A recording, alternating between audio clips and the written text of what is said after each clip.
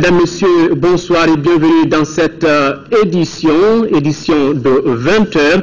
Carnet d'audience du président de la République, Ibrahim Boubacar Keïta, s'est entretenu cet après-midi avec le haut représentant spécial pour le Mali et le Sahel, Didier Barberat, est venu échanger avec le président Ibeka sur la situation sécuritaire au Mali et les stratégies à mener pour instaurer la paix dans la bande sahélo-saharienne. Le président de la République a également accordé une audience à une délégation de la CEDEAO et de l'aménagement.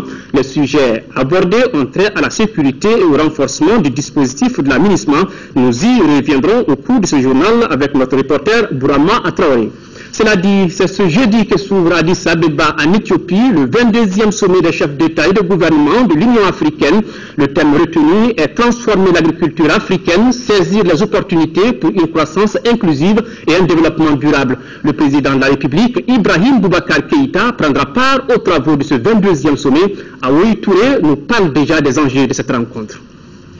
Ce 22e sommet des chefs d'État et de gouvernement sera beaucoup plus un sommet centré sur l'économie. L'année 2014 a été déclarée par l'Union africaine année de l'agriculture et de la sécurité alimentaire. Cette décision, selon la réunion des experts qui a bouclé ces travaux, donnera la possibilité aux États africains de dire à haute voix les dysfonctionnements qui plombent la performance économique, de même les efforts de l'Afrique dans la lutte contre la famine. Le continent africain, faut-il le rappeler, s'emploie tant bien que mal à assurer sa sécurité alimentaire au moment où, paradoxalement, le nombre de populations malnutries et affamées va crescendo. Donc, le choix du thème « Transformer l'agriculture en Afrique, saisir les opportunités pour une croissance inclusive et un développement durable » est plus que d'actualité. Chaque année, 15 milliards de dollars de subventions sont injectés dans la filière agricole. Mais la productivité agricole reste faible, voire insuffisante. À cet effet, aux experts d'expliquer que sans transformation de l'agriculture, la croissance de la filière ne pourra pas être soutenue et son impact sur la réduction de la pauvreté ne pourra pas non plus être garanti. Ibrahim Boubacar Keïta, pour une première participation à un sommet de l'Union africaine en tant que président de la République, ne manquera pas de marteler devant ses pairs que les politiques agricoles doivent être adaptées, maîtrisées pour bannir la famine sur le continent et ramener le fléau au degré zéro. Je vous le disais en titre, une société de progrès doit se doter d'un enseignement supérieur de qualité capable de répondre aux défis de l'heure. C'est la conviction du gouvernement malien qui a mis sur pied un comité de pilotage qui doit réfléchir sur l'avenir de l'enseignement supérieur au Mali. L'activité s'est déroulée aujourd'hui à la primature, compte rendu à Hussein Touré. C'est le professeur Abdelkarim Koumari qui préside aux destinées du comité de pilotage de la concertation nationale sur l'avenir de l'enseignement supérieur. Il est entouré d'éminentes personnalités du monde du savoir, professeurs d'enseignement supérieur, chercheurs et autres journalistes. Ils ont le lourd défi de sortir notre enseignement supérieur des sentiers battus. Actuellement, le défi est énorme. Nous avons une pléthore d'étudiants, une insuffisance d'enseignants, une insuffisance de ressources matérielles, mais nous devons produire avec ces moyens des gens capables de répondre aux besoins de la population malienne. Avant de les renvoyer à leurs fonctions, le chef du gouvernement a tenu à préciser le rôle dévolu à cette structure dans un pays où l'enseignement supérieur est en crise. Ce dont il s'agit, c'est de créer les conditions pour que advienne un jour dans ce pays un avenir meilleur. Les hommes et les femmes qui auront la charge de ce travail, d'une façon ou d'une autre, passeront entre vos mains, ou entre les mains de vos successeurs. Aujourd'hui, l'enseignement supérieur est en crise. C'est manifeste. Le défi du nombre n'a pas été relevé. Le défi de la qualité, on a souffert. Le président de la République, moi-même, considérons que c'est l'intelligence qu'il nous faut convoquer. Comment? Par quels outils? C'est la tâche qui vous est confiée. Dans une perspective qui soit inclusive. Le chef du gouvernement a également assuré le comité du soutien de l'ensemble du gouvernement et du chef de l'État. Vous avez en tout cas tous les encouragements du gouvernement.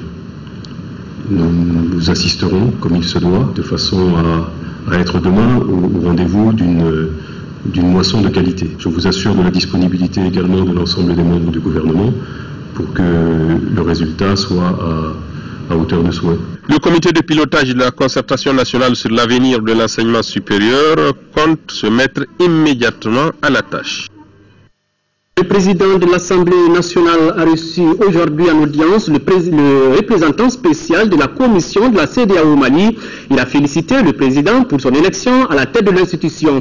Au cours d'échanges, il a été question du renouvellement de la culture démocratique, du rôle du Parlement dans le fonctionnement de la CEDEAO au Mali. Aboudou Touré, chacun à sa sortie d'audience au micro de Rachel Tessougué.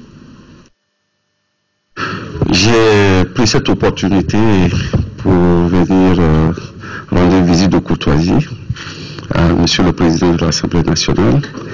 D'abord pour lui présenter, au nom du Président de la Commission de la CEDEAO, nos vœux de santé, de bonheur et de paix surtout pour le pays. Car comme vous le savez, après tout ce que nous avons connu à travers cette crise, nous pensons que le renouvellement de la culture démocratique est une exigence aujourd'hui pour que la pratique démocratique puisse se dérouler de manière plus efficace et plus efficiente. Et dans ce processus, l'Assemblée nationale a un rôle extrêmement important. Parce que les députés sont les élus du peuple, ils représentent le peuple, et c'est du débat contradictoire au sein de cette instance qui fait que la démocratie naît, grandit, se renforce. Mais nous avons pu rassurer aussi le président de la disponibilité de la CEDEAO à accompagner toujours le peuple malien comme il a fait jusqu'ici. La CEDEAO est en train d'amorcer le dernier tournant pour une intégration économique réelle et aussi pour l'avancement vers une monnaie unique. De nouveaux textes sont en cours pour que le Parlement de la CEDEAO cesse d'être un organe consultatif pour devenir un organe proactif. À l'Assemblée nationale, le président de l'institution porte à la connaissance des honorables députés que la séance plénière ouverte le mercredi 22 janvier 2014 se poursuit le mardi 28 janvier et jour suivant s'il y a lieu à partir de 10h dans la salle Modibo Keïta. L'ordre du jour porte sur l'examen et l'adoption du règlement intérieur. Le président s'est compté sur la présence effective des honorables députés. La séance est publique. Le ministère de l'économie et des finances a tenu aujourd'hui l'atelier préparatoire de la 12e réunion internationale de suivi de la conférence de Bruxelles. L'objectif est d'affiner la rencontre de Bruxelles prévue le 5 février prochain. Moussa Fani. Le ministère de l'économie et des finances a initié cet atelier préparatoire pour faire le point des prévisions de décaissement. Il s'agissait aussi de faire l'état de la mise en œuvre des engagements pris par le Mali et ses partenaires, entre autres. Pour l'instant, selon le calendrier qui a été fixé, les choses vont plutôt bien en termes de décaissement, mais en termes de mobilisation des ressources. Nous avons aujourd'hui mobilisé des ressources importantes qui sont disponibles et qui ont été en tout cas engagées au niveau des bailleurs de fonds avec lesquels nous travaillons.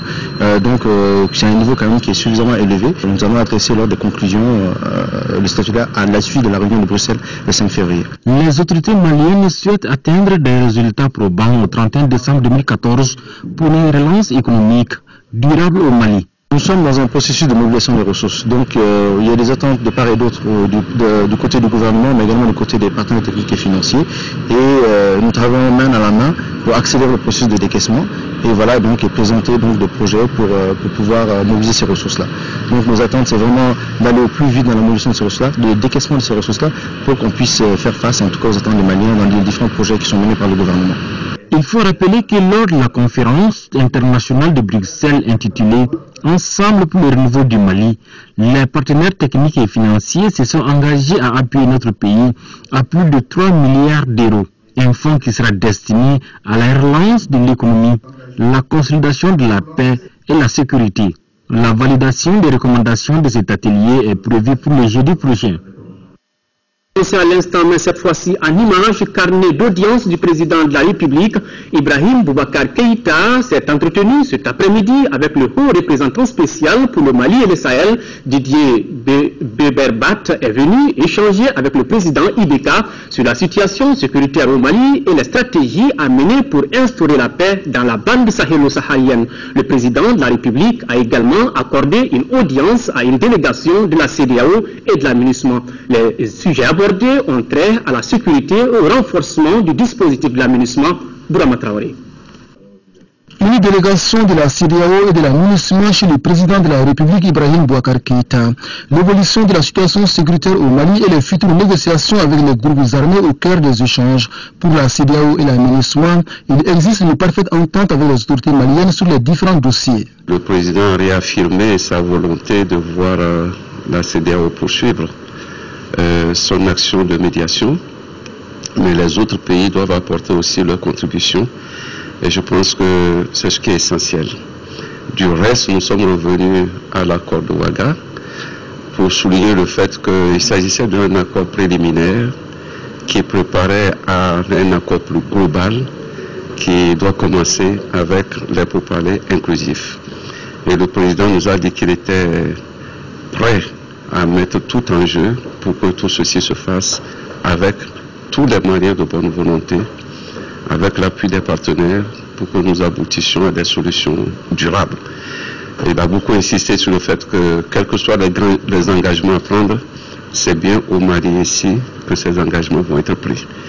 Nous avons surtout partagé ensemble la nécessité que ce soit le gouvernement qui pilote tout ce qui va se passer et que la communauté internationale ne viendra qu'en appui. Je pense que ceci est extrêmement important et c'est pour ça que nous attendons les initiatives qui sont prises du côté du gouvernement pour voir à peu près notre partition en accompagnement au Mali. J'ai informé le président de la République sur une visite du Conseil de sécurité qui est très intéressé de soutenir le processus de paix à Mali, qui ont renforcé le déploiement de MINUSMA. J'ai informé le président du renforcement de nos troupes chinois, néerlandais et des autres pays au nord, ce qui était important pour notre partenariat avec le Mali. Le président a pris beaucoup d'initiatives. On va les soutenir là-dessus. Auparavant, le chef de l'État avait reçu en audience le haut représentant spécial pour le Mali et le Sahel. Principal sujet de discussion, la sécurisation et la stabilisation de la bande sahélo-saharienne. Un grand espace où sévissent le banditisme, le trafic d'armes, de drogue et les activités de terrorisme. Le Suisse Didier Berbera entend travailler avec les autorités maliennes en vue d'instaurer une paix définitive dans le Sahel. Un combat essentiel pour la sécurité mondiale. À sa sortie d'audience, le haut représentant spécial pour le Mali et le Sahel n'a pas souhaité s'exprimer.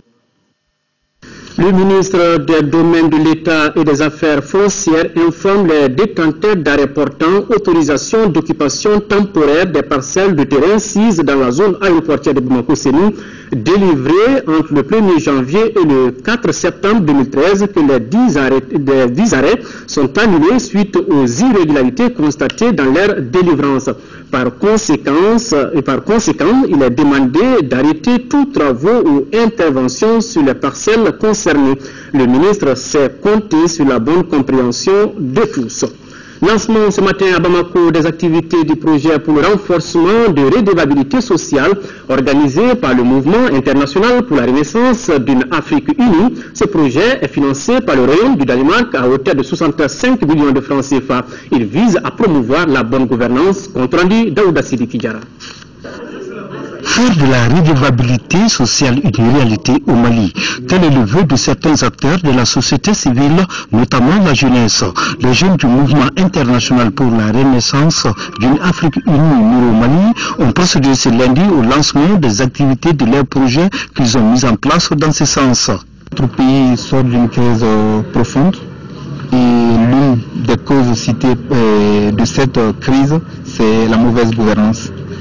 Alors, vu ce état de fait, nous, on s'est dit, est-ce qu'il ne faut pas mettre un projet qui permettra aux autorités de rendre compte aux citoyens, comme son nom le dit, la redevabilité sociale, Ce projet dure 12 mois et est financé par le Royaume du Danemark à hauteur de 65 millions de francs CFA. Il vise l'amélioration des pratiques de la redevabilité sociale en renforçant les capacités des acteurs de la société civile, des élus et des agents de l'État. Pour l'ambassadeur du Danemark, Anders Garli Andersen, le principe de la redevabilité a des exigences.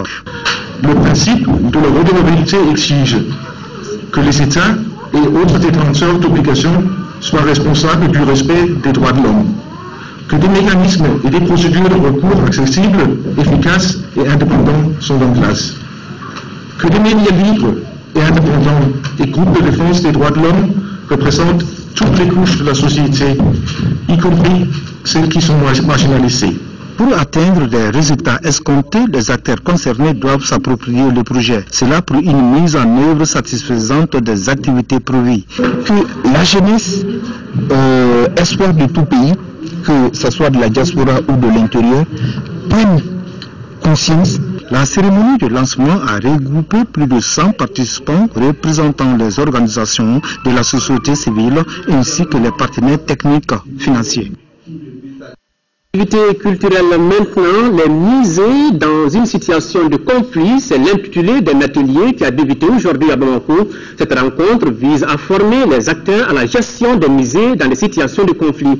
Il est organisé par le ministère de la Culture et le Conseil international des musées, Nouhoum Sissoko.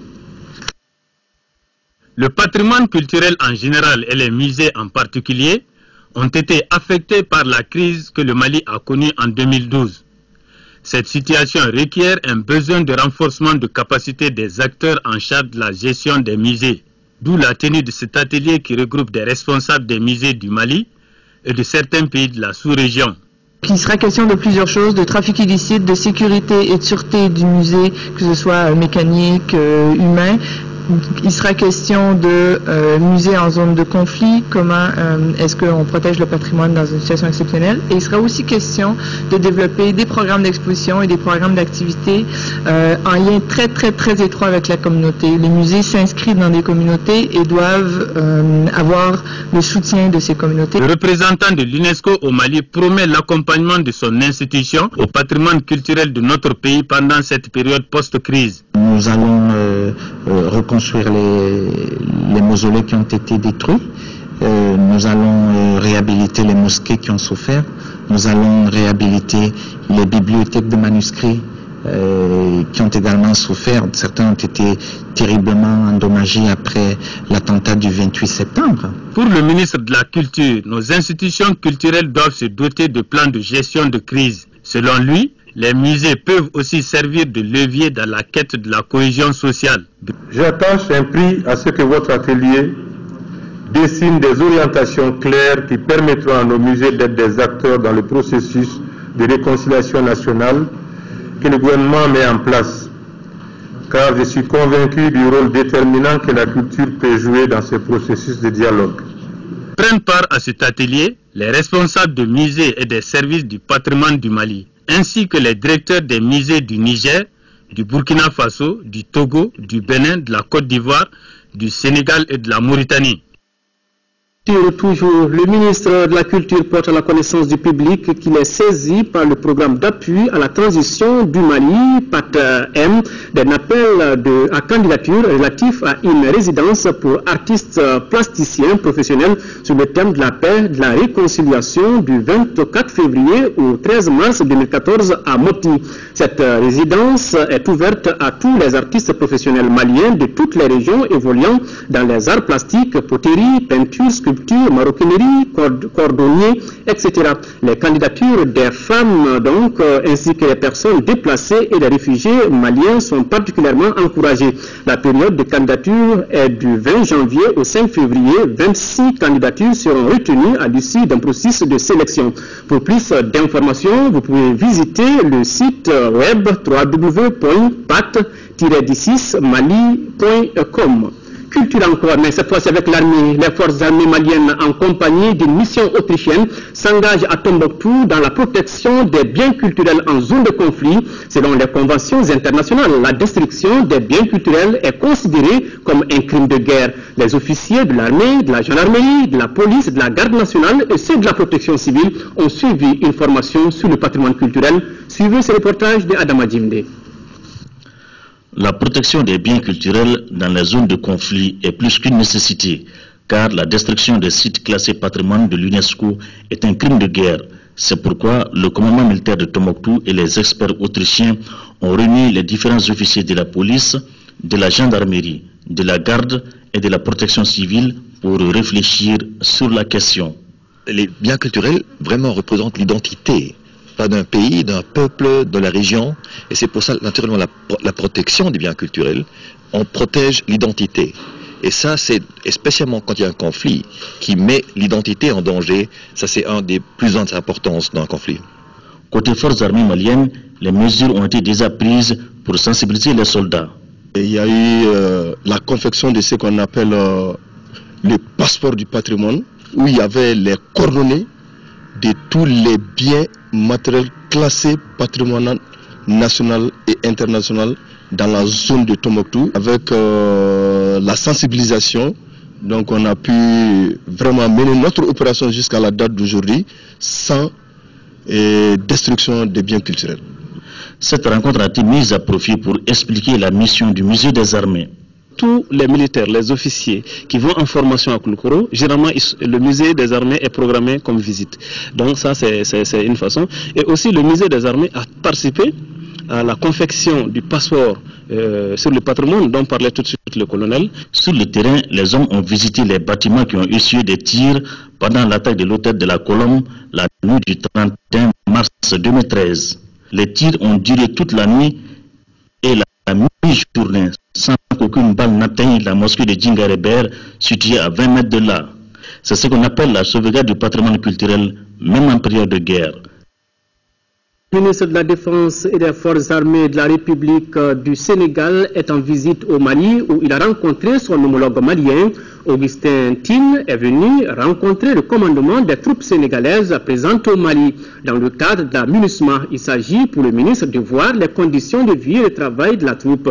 Le visiteur est satisfait du travail déployé par ces hommes et compte augmenter le nombre de la troupe sénégalaise à Gali Adadissa. La coopération entre le Mali et le Sénégal est vieille de plusieurs décennies. Elle envoie de plus de 850 militaires sénégalais pour la reconquête des régions du Nord et la stabilité au Mali dans le cadre de la MINUSMA concrétise bien cela. Le ministre sénégalais en charge des forces armées est aujourd'hui présent dans notre pays pour s'assurer des conditions de travail de ces hommes. Nous sommes venus donc au nom du président de la République rendre visite aux troupes sénégalaises ici au Mali. Nous savons que depuis l'éclatement de la guerre, le président de la République nous a instruit de faire en sorte que nos troupes soient sur le sol malien. Le Mali, pays frère, attaqué, agressé. Et aujourd'hui, je peux dire que nous avons certes un besoin en hommes plus important, mais la situation, je peux dire qu'elle est maîtrisée parce qu'on parle aujourd'hui de la démobilisation, du désarmement et de la réconciliation. Ça veut dire qu'il y a un pas qui est fait dans le sens de la stabilité. J'ai eu l'occasion de voir le contingent sénégalais à Kidal et puis de rencontrer à 2 reprises le général Samb qui dirige la MINUSMA à Gao. Et je sais qu'ils font un travail remarquable. Et le Sénégal va renforcer ses effectifs. Et je pense que même si la crise a été un moment de chaos pour nous, elle a aussi créé, elle nous a rendu plus conscients de la nécessité de travailler ensemble, donc de mettre en commun nos capacités et de considérer que cette zone-là, de manière durable, va être un espace de sécurité qui soit commun à chacun de nos pays. Aujourd'hui, 27 janvier, cette date marque le premier anniversaire de la libération de Tombouctou. Sur place, tout un ensemble d'activités était au programme. Prise d'armes, défilé grandiose des engins militaires et des différents corps d'armée. Adama Djimde. Pour la célébration de ce premier anniversaire de la libération de Tombouctou, l'armée a déployé de gros moyens. Les responsables et la population sont sortis massivement pour accompagner les libérateurs. De Nampala à Tombouctou, les hommes ont tenu malgré l'insuffisance de moyens et les conditions difficiles. Dès le 12 décembre 2012, un premier détachement de Tombouctou était en tête de pont à Monipobougou, situé à 150 km de Markala, avec les frappes de Serval sur le fuseau S. Un second détachement de Tombouctou était chargé de la sécurisation du pont barrage de Markala. Le 19 janvier 2013, le détachement de Tombouctou fut le premier à franchir Djabali après l'attaque de cette localité pour rassurer les populations. Le 25 janvier 2013, la reconquête de Tombouctou fut déclenchée par les forces de Tombouctou soutenues par les GTA français. Ces éléments qui ont donné le maximum d'eux-mêmes, ils méritent une félicitation, ils méritent un encouragement, ils méritent également un soutien. Il faut aussi remercier les forces d'accompagnement, nos alliés, qui ont fait leur mieux pour nous amener là où nous sommes aujourd'hui. Les différents corps des forces armées de sécurité ont successivement défilé. La fanfare, l'état-major, les anciens combattants, la douane, la protection civile, la police, la gendarmerie, la garde, la transmission, la santé, le génie et l'armée de terre. La cérémonie a été mise à profit pour démontrer la force de frappe des hommes à travers le défilé des engins.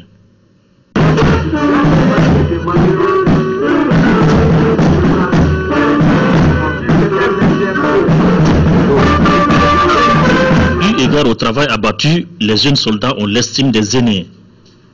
On est très fiers aussi de notre armée et de nos amis qui nous ont vraiment, dans les moments difficiles, nous ont apporté le soutien, qui est le chef Serval et le MISMA.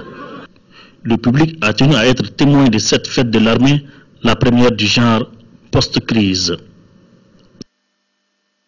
Une belle fête. En 5e région, les acteurs au développement et leurs partenaires sont en conclave. C'est dans le cadre de la validation de l'étude d'identification des infrastructures à financer par le programme d'appui à la croissance économique et à la promotion de l'emploi stimulé par le secteur privé au Mali pour un montant de 26 milliards de francs CFA. Mahamar Ibrahim Touré. À l'ordre du jour de ces concertations régionales, la présentation de la composante 2 du programme d'appui à la croissance économique et à la promotion de l'emploi stimulé par le secteur privé au Mali par CEPEP et la présentation du rapport provisoire d'identification des infrastructures pour validation. Les principes de ce nouveau programme concourent au respect des droits humains et la lutte contre la pauvreté. Ce programme est innovant à plus d'un titre. Il va avoir 3 composants. Une composante renforcement de compétitivité du secteur privé, dont la maîtrise d'ouvrage sera assurée par le conseil du patronat du Mali.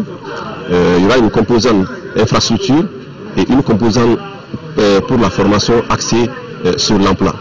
Pour le Danemark, la pauvreté doit être combattue avec 2 armes, le droit des hommes et la croissance économique, car il ne faut aucun doute que l'objectif ultime du développement et que chacun puisse jouir des droits humains. Les autorités régionales ont renouvelé leur attachement à l'ambassade royale du Danemark au Mali à travers la mise en œuvre du PACEPEP pour un montant de 26 milliards de francs CFA. Je voudrais, au regard des enjeux, exhorter l'ensemble des acteurs de la région à un engagement sans faille et à une participation active en vue de vous approprier du programme PACEP. Pour la mise en œuvre du PACEPEP, l'accent sera mis sur la collaboration avec d'autres partenaires au développement, la qualité, la prise en compte du genre et le respect de la protection de l'environnement. Nous restons toujours à Mopti. Là-bas, le CICR vient de doter la Croix-Rouge de Mopti de nouveaux bureaux. d'un coût global de 27 millions de francs CFA. Cette infrastructure offre un meilleur cadre de travail au personnel. L'inauguration a eu lieu mercredi dernier à Sévaré. Jules Sambou-Sissoko. 27 millions de francs CFA, c'est l'effort financier consenti par le Comité international de la Croix-Rouge Mali dans la réalisation de cette infrastructure au profit de la Croix-Rouge de Mopti. Le personnel de la dite structure va ainsi évoluer dans un meilleur cadre de travail. Fruit de la bonne coopération CICR-CRM, le joyau est composé de 4 bureaux et de 3 chambres de passage qui recevront bientôt des équipements adéquats pour sa fonctionnalité. Les dernières années ont prouvé que le Mali est un pays qui a besoin d'une société nationale forte, qui peut répondre aux besoins de la population qui viennent de différentes crises, comme on a vécu les 2 dernières années. L'engagement et la détermination du CICR et de la CRM dans l'accomplissement de leur noble mission au Mali ont été bien loués. Nous voulons une fois de plus témoigner des actions, de l'engagement, du dévouement, du sens du sacerdoce que chaque agent de la Croix-Rouge, à travers notre pays, à travers le monde et sa représentation à Genève, sont en train de déployer pour la cause humanitaire. La remise des clés et la coupure du ruban ont permis d'apprécier le confort de ce joyau. Le CICR et la CRM, pour la paix et le développement, iront jusqu'au bout. Autre lieu, autre infrastructure à Gao, le palais de justice est désormais réhabilité. Les travaux ont coûté à l'opération Serval environ 9 millions de francs CFA. C'est ce que nous dit Aïssata Saliou Maïga. Cette infrastructure composée d'une grande salle d'audience équipée, d'une salle de garde, de 2 bureaux et d'un secrétariat est l'œuvre de la force Serval et de la plateforme des jeunes de Gao.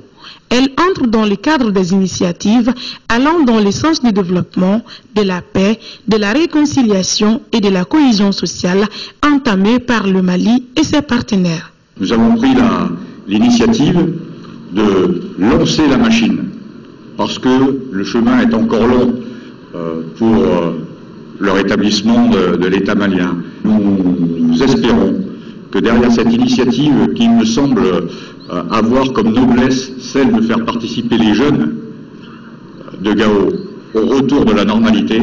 Les autorités régionales, le département de la justice et la population sont unanimes qu'il n'y a pas de développement sans justice. Vous nous donnez aujourd'hui vie.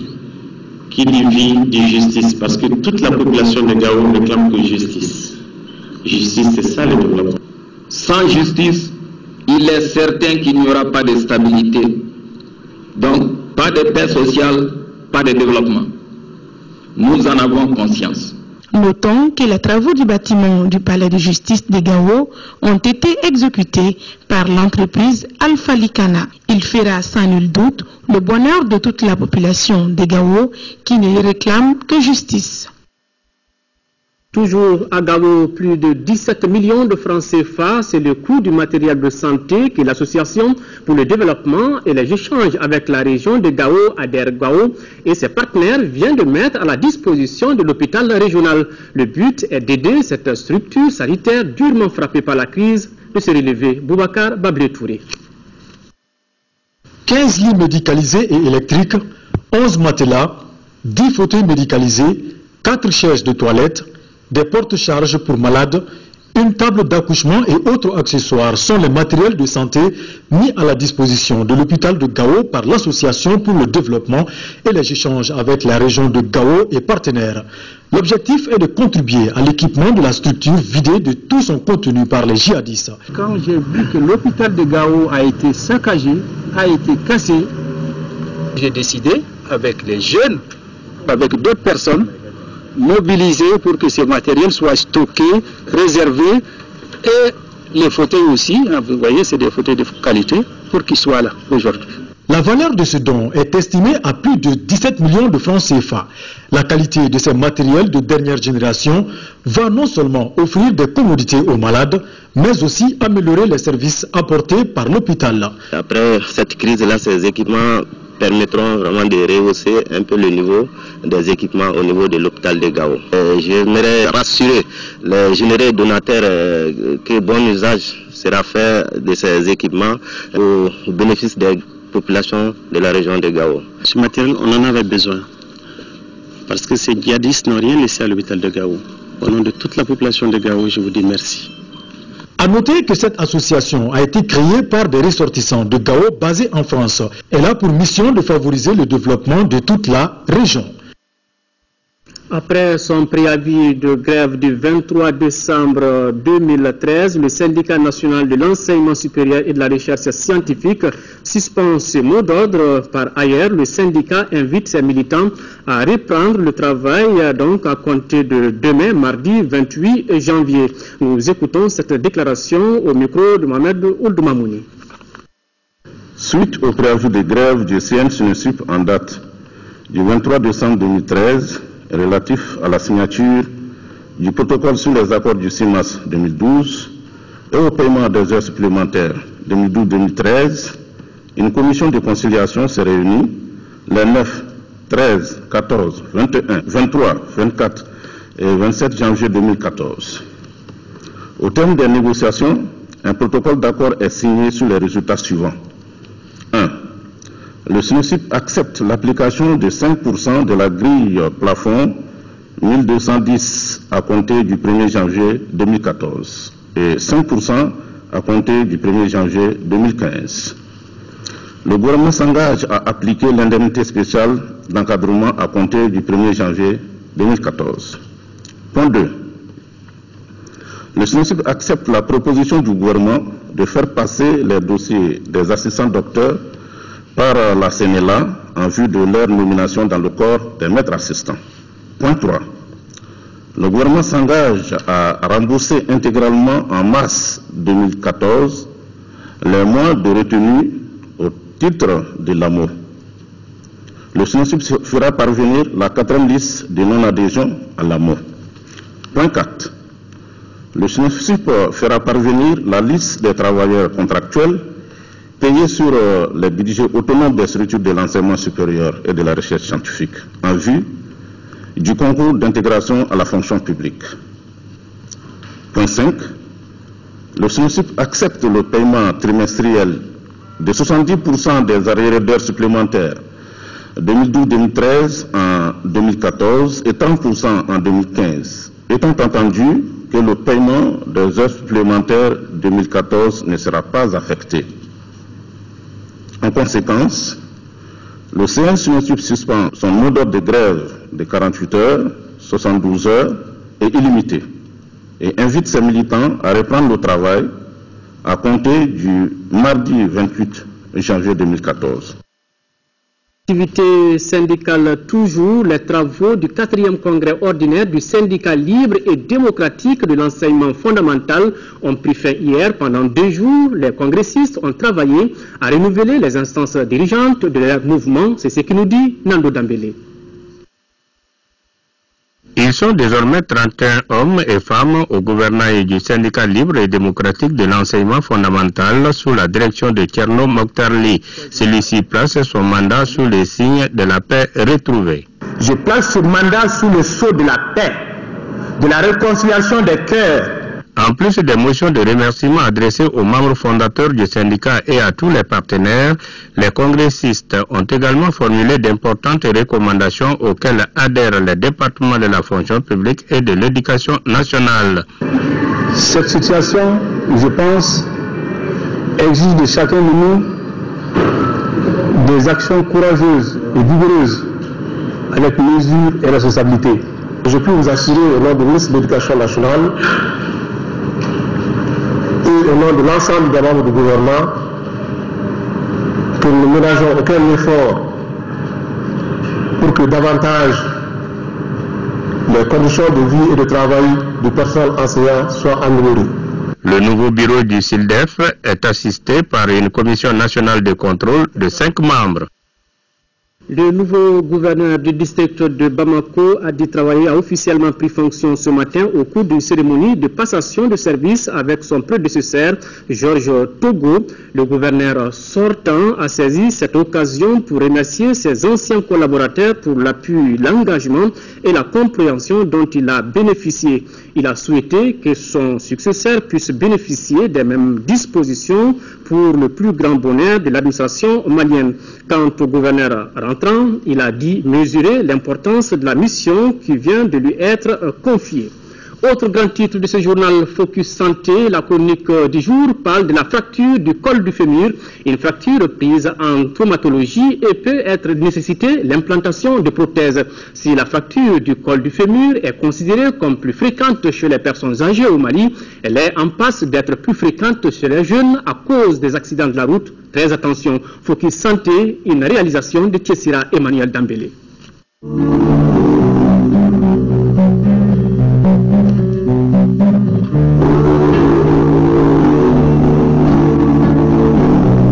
Le col du fémur, c'est ce qu'on pourrait appeler la tête supérieure de l'os de la cuisse. Relativement plus fragile que le reste du squelette, même en temps normal, le col du fémur peut se casser en cas de traumatisme. Une chute de sa propre hauteur ou de l'escalier, un accident de la voie publique et le mal est fait. Avant, c'était généralement des fractures liées à l'âge, dues à l'ostéoporose.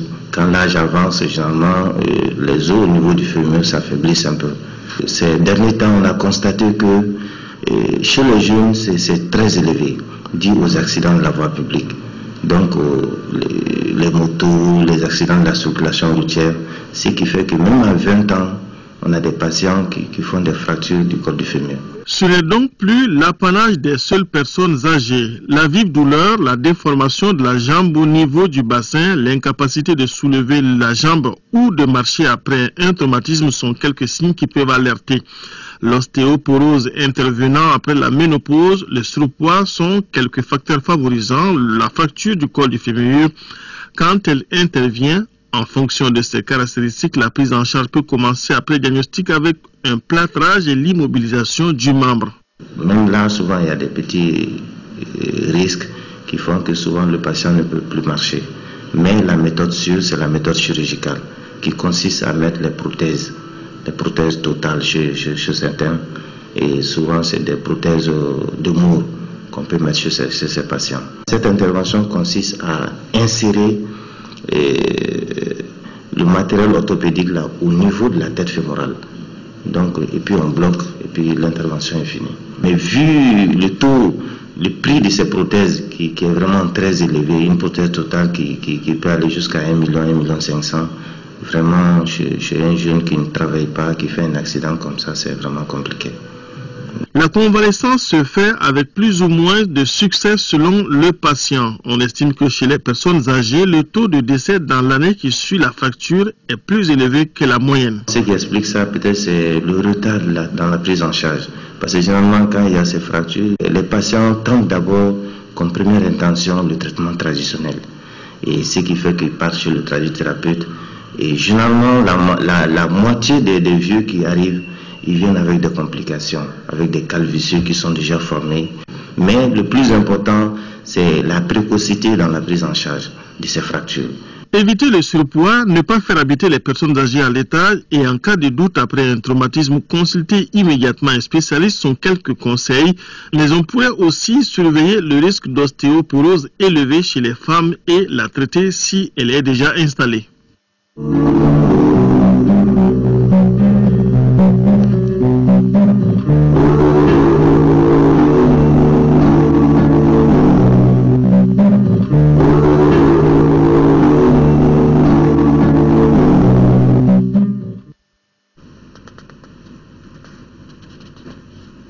Nous venons juste de l'apprendre dans le cadre des bonnes relations qu'entretiennent les institutions de la République. Le Premier ministre Oumar Tatamli s'est rendu en début de soirée au domicile de son aîné et tout nouveau président de l'Assemblée nationale. Ishaka Sidibé pour une visite de courtoisie. L'occasion pour le chef du gouvernement de féliciter chaleureusement le président Sidibé pour sa brillante élection à la tête de l'Assemblée nationale et en même temps de lui réaffirmer toute la disponibilité du gouvernement à collaborer le plus étroitement possible avec les représentants de la nation dans la définition de la mise en œuvre des objectifs de développement du Mali conformément à la vision du président de la République Ibrahim Boubacar Keïta. Enfin, le Premier ministre a transmis à travers le président de l'Assemblée nationale les vœux du gouvernement à l'ensemble des élus de la nation dans l'accomplissement de la noble et exaltante mission à eux confiée au sein de l'hémicycle. Et puis, en marge de la visite du président de la République au Qatar, l'épouse du chef de l'État a mené une série d'activités. Là-dessus, nous vous proposons ce soir un magazine spécial juste après ce journal, magazine réalisé par nos envoyés spéciaux Ndé Sissoko et Idrissa Traoré. Voilà, c'est la fin de cette édition. Au nom de l'ensemble de la rédaction, merci de votre aimable attention. S'il plaît à Dieu, je vous donne rendez-vous demain pour les éditions du soir. Mais avant, vous avez rendez-vous avec Kadiatou Kone à 10h et 13h. Au revoir et qu'Allah bénisse le Mali.